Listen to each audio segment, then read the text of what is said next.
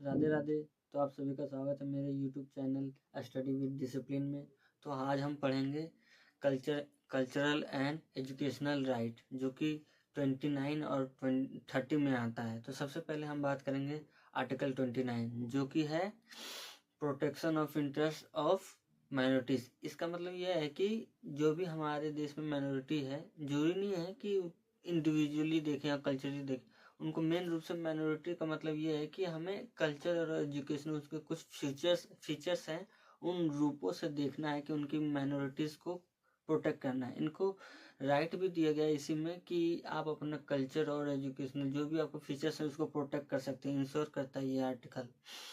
इसके बाद हम बात करते हैं article 30, right of minorities to establish and administration educational institution.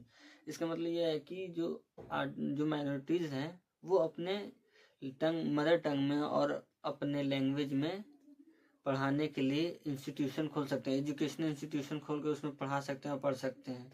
इसमें कोई रोक नहीं है। इसी आर्टिकल 30 के अनुसार इसको ही इंश्योर करते हैं कि वो अपना कल्चरल और जो एजुकेशनल माइनॉरिटीज़ हैं वो अपना प्रोटेक्ट करें और अपना एजुकेशन खोल के उसमें पढ़ाएं।